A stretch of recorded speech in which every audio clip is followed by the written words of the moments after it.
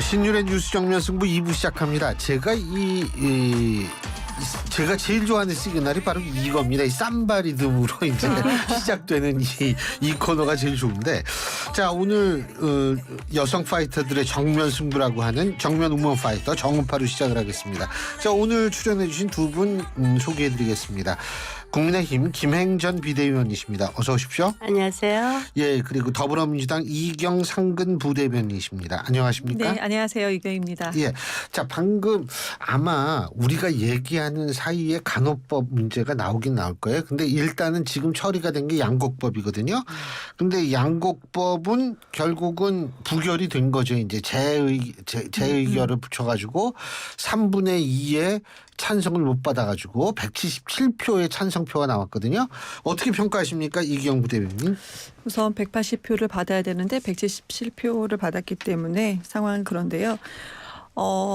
이게 윤석열 대통령의 거부권 1호 거부권 행사한 건가요? 예, 그렇게 맞아요. 알고 있는데 왜 그것이 양곡관리법이었는가라는 거에서 의문이 듭니다, 솔직히. 그 천주교 전국 사재단이 성명서를 낸 것 중에 이런 글귀가 있어요. 농민을 무시하고 양곡관리법을 얘기한 거죠. 15구 참사를 대해서는 젊은이들을 죽게 만들고, 그리고 노동자들을 적대시하면서 그의 안중엔, 여기서 그는 이제 윤석열 대통령을 말씀하시는 것 같습니다. 그의 안중에는 1%의 부자와 대기업, 그리고 일본, 미국 뿐인 듯하다라는 얘기가 나왔습니다. 신부님들이 이렇게 함부로 나서서 얘기하지 않은데, 신부님들이 어떤 성명서에 대해서, 성명 내용에 대해서 비판을 많이 하지를 못하고 있는 거죠. 이런 비판의 내용도 있다라는 걸 좀 아셔야 되는데 그러지 못한다. 양곡관리법은 솔직히 민주당에서요, 이거에 얼마나 이것이, 그러니까 거부권 행사했지만 왜 이것이 필요한지 민주당은 그러면 국민들께서 다 보시게 TV 공개 토론을 하자, 우리 이렇게까지 제안을 했습니다. 근데 윤석열 대통령 내일이면요 최장기 불통 대통령입니다. 339일째 야당 대표를 만나지 않는 불통 대통령입니다. 왜 그렇게 하십니까? 이거는 입법, 그러니까 이것은 그 민생 입법 아니겠습니까? 네. 이 민생 입법에 대해서는 토론을 하자라는 것은 최소한 받아야 되지 않았었나 하는 생각이 듭니다. 예, 김 의원님. 2016년도에 박근혜 대통령 때 대통령 거부권 행사하신 적이 있어요. 그러고 나서 이번에 이어진 건데 굉장히 오랜만이죠. 그만큼 대통령의 거부권 행사는 절대로 가벼운 정치 행위가 아니라는 그렇죠. 것입니다. 입법권을 침해할 수 네. 있는 거니까요. 예. 그만큼 유중한 이유는 저희가 문재인 대통령으로부터 나랏빚을 1,000조를 물려받았습니다. 현재 나랏빚이 1,134조. 그럼에도 불구하고 이재명 대표는 국민이 1인당 1,000만 원씩 기본 대출을 해주자. 양곡관리법으로 농민들에게 강제로 쌀을 매수해 줘야지 되는 세금이 1조에서 1조 5천억 1년에, 그리고 기초연금을 30만 원에서 40만 원으로 올리자라고 하고 있습니다. 또 불법 파업 조정법이라고 할 수 있는 노랑봉투법까지 단독 입법하겠다고 합니다. 난방비 지원하겠다고 합니다. 이것이 바로 이재명 표 매표 행위다라고 뿐이 얘기했을 뿐이 없고요. 민주당이 아주 고질병입니다. 선거 앞두고 돈 뿌리는 거. 지금 나랏빚을 조금이라도 줄여야 되는데 특히 하반기 경제가 어렵습니다. 도대체 민주당이 나랏빚을 줄이기 위해서 어떤 노력을 하고 있는지. 또 하나, 아까 그 종교단체 얘기를 했는데요. 우리 당은 지금 정광훈 목사 때문에 골치를 앓고 있습니다.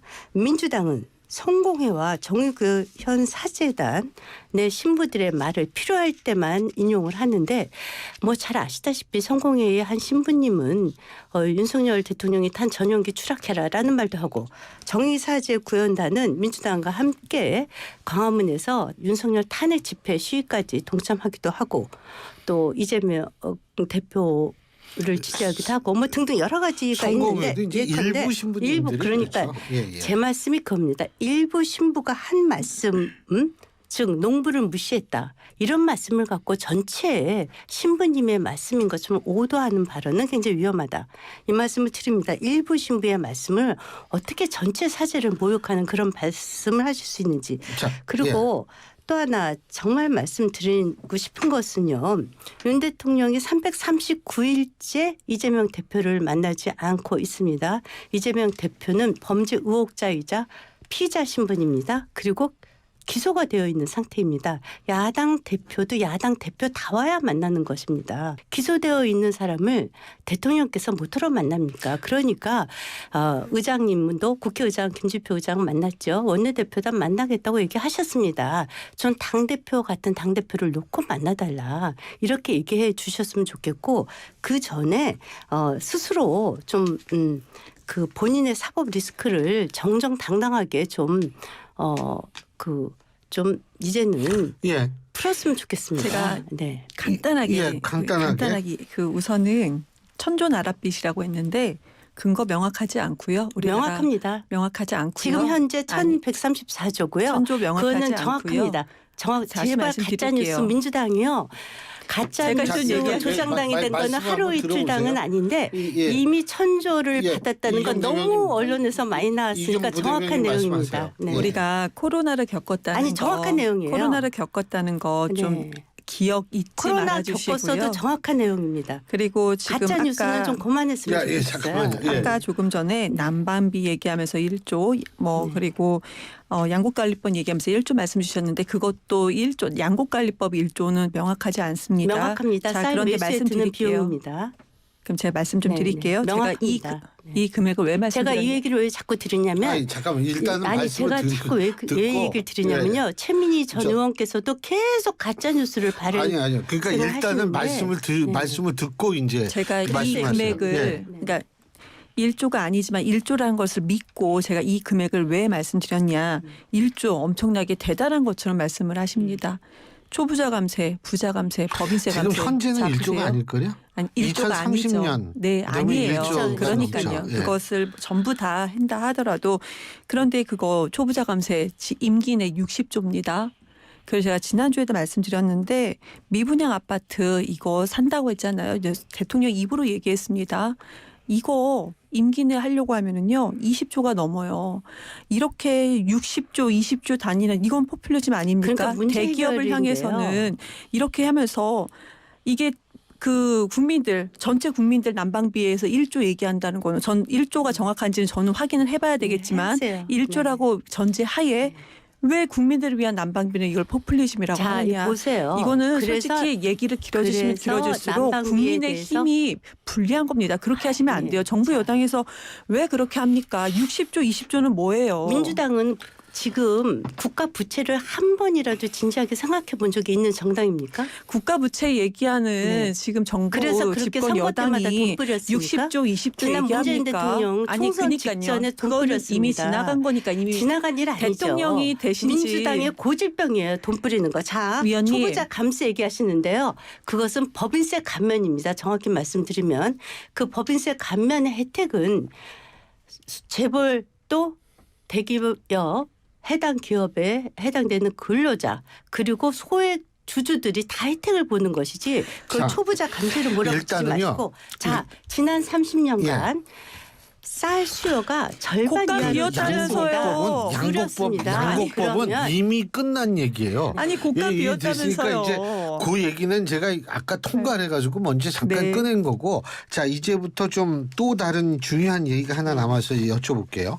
검찰이 2021년 민주당 전당대회 과정에서 불법 정치자금이 오간 정황 이걸로 윤관석 의원하고 이성만 의원 사무실과 자택을 압수수색을 했는데 자 이경 부대변인 어떻게 보십니까?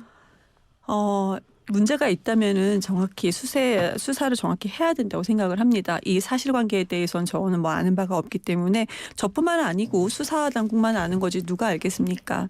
근데 다만 저는 이런 얘기는 하고 싶진 않아요. 검찰이 기획수사다 이런 말은 절대 안 하는 게 현재는 안 하는 게 맞다라고 생각을 하고요. 뭐 국면 전환용이다 일부 민주당의 그에서 이런 얘기가 나옵니다. 그렇지만 이건 맞지 않는다. 다만 우리 조금 전에 그 다른 기자님이 나오셔가지고. 가지고 그 더킹의 검찰 캐비넷 얘기한 것처럼 사례를 조금 들어볼게 말씀을 드릴게요. 우리가 지금까지 지지율이 윤석열 대통령의 지지율이 한 6회 정도 떨어진 적이 있는데 여기를 전부 다 말씀드리지 않고 몇 가지만 우리 외교 그 참사 논란이 있었을 때 지지율이 24%까지 떨어졌어요. 그때 갑자기 김용 전 민주연구원장 압수수색하고 당사 압수수색이 시작됐습니다. 그 이후에 바로 그리고 이태원 그러니까 12구 참사 이후에는 또 정진상 또 실장이 압수수색도 떨어졌고요. 그때도 지지율이 20%까지 떨어졌어요. 그리고 무슨 일이 있을 때마다 북한 무인기 있었고 뭐 그 UAE의 적은 저기 이란이다라는 발언 지지율이 다 20%에서 30% 초반대까지 떨어졌을 때 1차, 2차, 3차 소환 이재명 당대표를 향해서 이런 식으로 패턴이 너무나도 잘 맞아 떨어졌다는 겁니다. 이게요. 솔직히 그때는 우리가 반박할 수는 없었는데 어떻게 이렇게 절묘하게 패턴이 맞아 떨어지게끔 검찰이 움직이냐라는 의혹은 많은 분들 그래서 갖는 그것을 의혹일 것 같습니다. 말씀드리면 그 민주당이 범죄 옹호당이 된 지 어제 오늘 일은 아니지만 이 사건은 작년 9월에 이미 시사저널 등에서 보도를 시작을 해서 이정근 사무부총장 당시에게 9억의 뇌물과 명품백 등을 줬다는 고발료부터 시작이 됐고 그로 인해서 3만 건에 되는 녹음 파일이 포렌식에서 됐고 그것도 자동 녹음으로 여러 개의 핸드폰을 쓰셨는데 그중에 하나에서 3만 건의 그 녹음이 나오지 않았습니까? 네. 그래서 바로 얼마 전에 노웅래 의원까지 저희가 체포영장 발부를 해서 곧 기소를 앞두고 있고요. 그 녹음 파일 중에 지난 2021년 전당대회에서 10여 명의 의원들에게 돈을 뿌렸다라는 확실한 녹음을 근거로 하는 것이지 어떻게 시간을 맞춥니까? 이것이 우리가 고발한 게 아니고요. 그 이정근 그 사무부총장한테 돈을 줬다고 하는 박모 사업가의 그 고발로부터 시작된 사건입니다. 그래서 노웅래 의원, 지금 윤관석 의원 등등이 다 연결되는 수사 과정입니다.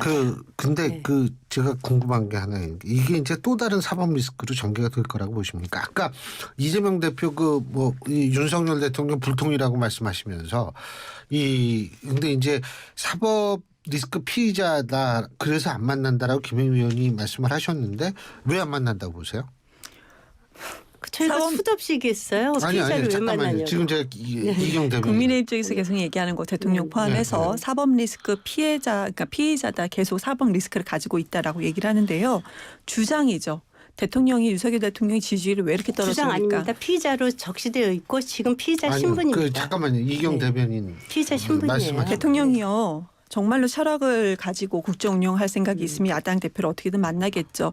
어제 이제 야당 이재명 대표가 외신기자 외신기자 이제 인터뷰를 했어요. 거기서 쏟아졌던 얘기가 야 정말 대통령감이었구나 이렇게 해야 되는 거구나라는 얘기가 외신기자들 입을 통해서 쏟아지고 있습니다. 근데 윤석열 대통령 비교적 상대적으로 그러지 못한 점은 지금 드러나고 있지 않습니까? 그런데 이 사법 리스크가 정말 사법 리스크가 있는 겁니까?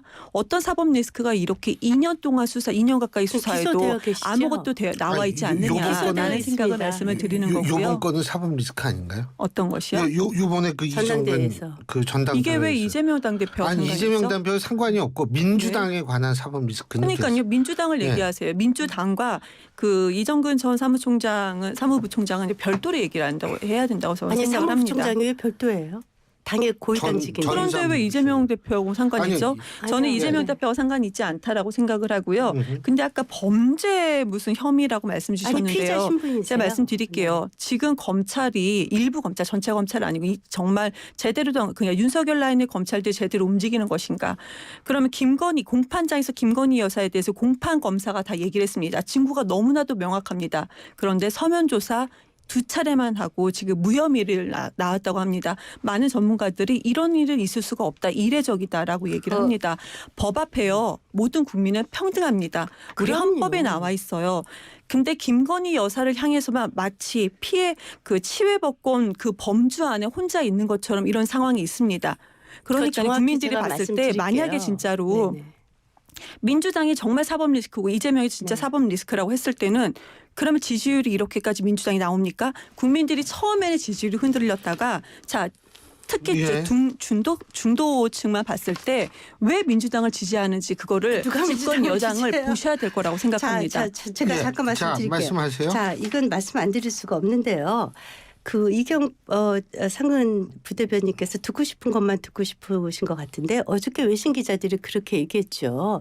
이재명 대표 주변에서 5분이 극단적인 선택을 했는데 위험한 인물이 아니냐 그런 것들은 안 들리시나 봐요. 그게 질문이었었죠. 네, 거기에 그런 대해서 너무나 질문들은 안 답변을 들리시는 잘했고요. 것 같아요. 제가 현장에 있었고요. 오죽하면 현장에 있었고요. 외신 기자들이 그것은 그런- 질문이었습니다. 그 일단 질문을 안 들으시나 말씀 보죠. 들어보세요. 그리고 또 윤석열 하나 대통령은 질문 자체도 듣지 않잖아요. 아니, 질문을 어떻게 좀 들으세요, 윤석열 듣고 대통령을. 있습니다. 예, 말씀하세요. 듣고 있고요. 일단 도어 스태핑 왜 안 하십니까? 그리고 자 보세요. 도어 스태핑 쭉 하시다가 MBC 때문에 중단했습니다. 왜 분명히 남을 말씀드리고. 탓하세요? 왜 이전도 남의 탓이에요? MBC 그리고 자 탓입니까? 보세요. 지금 피의자 신분이라는 것을 우리가 혐의 없이 그냥 하는 게 아니라 법적으로 피의자 신분으로 이재명 대표는 명시되어 있는 분입니다. 그리고 기소되어 있는 상태입니다. 기소자를 대통령이 만날 이유는 없죠. 자, 그리고 이제 예. 네. 그리고 저기 박근혜 죄송합니다. 박근혜 대통령 깜짝 시절부터 놀랐어. 지금 예. 쭉 제가 저희 박근혜 대통령 때 문재인 대통령이 적폐 수사한다면서 1,000명을 조사해서 200명을 구속을 했습니다. 그때 전부 압수수색에서 탈탈 걸려서 저희 다 많은 사람들이 구속됐지만 이렇게까지 버티진 않았습니다. 그리고 그 김건희 여사 이거 분명히 말씀드리는데요. 박범계 법무부 장관 2년 동안 뭐 예. 했어요? 기소 못하고 당시 검찰총장 예. 김호수 검찰총장 놀았어요? 2년 동안 왜 불려다가 구속 못했어요? 자, 아니 그러니까 2년 거기에는 동안이면 굳이 답변을 하지 않아도 넘치고도 될 것 남아요. 같고요. 자, 그 답변을 검찰총장이 누구였습니까? 윤석열 윤석열 검찰총장이었어요. 자르고 김호수를 바꿨잖아요. 잘랐잖아요. 자, 그때 당시에 그 그럼 추미애 범죄 혐의 있는 것은 인정하시는 자, 겁니까? 이제 아니죠. 옛날- 그때 기소 못한 사실을 무슨 범죄 얘기를 해요. 무죄가 났는데 왜 그렇게 자꾸 가짜 뉴스를 하세요? 무죄 났다는 건 가짜 뉴스고요. 인제- 아니요. 도이치모터스는 자. 지금 재판 중이고요. 지금 전슈에는 무죄가 났습니다. 그 얘기는 나중에 또 할 수 있는 시간이 있을 것 같고 도청 아니, 얘기로 자기네 넘어가죠. 때 도청. 그렇게 도청 모든 얘기. 권력을 다 자, 갖고선 또 못한 도청 거 아니에요. 얘기로 좀 할까요? 어우 덥다 갑자기. 이 1분 남았으니까 30초씩만 들을 수 있는데요. 자. 김태호 국가안보실 차장은 악의적인 도청 없다 3자 개입이다. 자 김행 위원님부터 말씀해 주시죠. 자, 전 세계에 30초. 도청이 없는 정부는 없습니다. 그래서 그것과 관련해서 두통이 났을 적에 전부 NCND 정책, No Confirm, No Deny 정책을 합니다. 그래서 지금 우리와 같이 도청을 당했다고 하는 이스라엘, 프랑스도 이것과 관련해서 NCND 정책을 피고 있고 예. 위조 100% 위조라고 공식 발표를 했습니다. 예. 이유는 국익 때문입니다. 알겠습니다. 민주당은 정말 예. 국가를 위하는 정당인지 묻지 않을 수가 없어요. 알겠습니다. 대통령이 꼭 자, 시간 됐어요. 방미하십니다. 자 이경 부대변인님. 도청은 쉬운 겁니다. 간단해요. 도청의 도자가 도둑도예요. 네. 우리나라 정보가 중요 정보가 도둑을 당했다고 네. 합니다. 근데 윤석열 정권의 첫 마디가 도청 당한 적 없다라고 얘기를 했었어요. 그것이 NCND 정책입니다. 네. 그것을 도청 당한 지금 적이 잠깐만 없다라고 이경 얘기 안 대변인 일단 했고요. 말씀하세요. 시간 그리고 잠깐. 그냥 저 말을 안 나중에 했습니다. 말씀하시고 네. 일단 말씀하세요. 그 국민의 안전을 위해서 우리는 예. 그 주권 국가입니다. 예. 그럼 주권 국가답게 나서야 되는데 너무나도 비굴하게 미국 정보가 이것을 뭐 조사하면은 예. 그 정보를 공유받겠다라고 처음으로 대응을 했고요. 예. 미국에선 도청을 안 했다고 알겠습니다. 얘기하지 않지만 우리나라에서 도청 안 했다고 시간이 합니다. 다 됐습니다. 자, 땀 맞고 왜 미국을 이 보호합니까? 부분은 다음 주에 또 얘기할 수 있는 기회가 있을 겁니다. 자 오늘 두 분 말씀 여기까지 듣겠습니다. 고맙습니다.